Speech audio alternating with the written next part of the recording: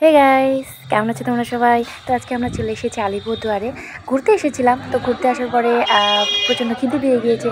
তো ওর বাবা বললো যে চলো আমরা 16 আনায় খেয়ে আসি। তো এটা হচ্ছে দোকানটা। আমরা আস্তে আস্তে ভিতরে যাব। এখানে প্রচণ্ড ভিড় ছিল আর ওখানে পরিষ্কার করছিল, যার জন্য ঢুকিনি। তো ফাইনালি আমরা বসে পড়েছি আর ওয়েটিংয়ে আছি কখন খাবার আসবে। খুব এক্সাইটেড, সবাই বলে এখানে নাকি ভালো খাবার পাওয়া যায়, তো দেখা যাক।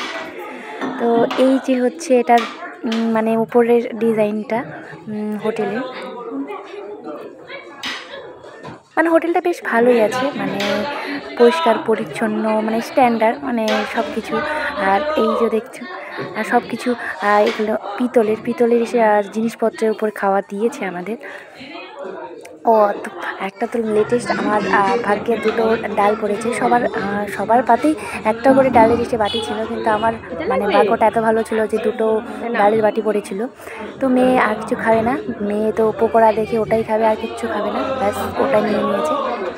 আর এই হচ্ছে প্রথম ডেকোরেশন করা আমার থালা, মানে সবার খাওয়া শেষ, আমি উঠানোর জন্য আমি এখনো শুরু করিনি।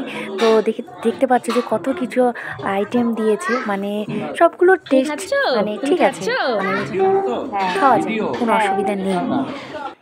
সরি, একটু বলতে ভুল করেছি, ওটা পিতলের ছিল না, সব ছিল কাঁসার। তো যাই হোক, ভিডিওটা কেমন লাগলো অবশ্যই কমেন্ট করে বলো।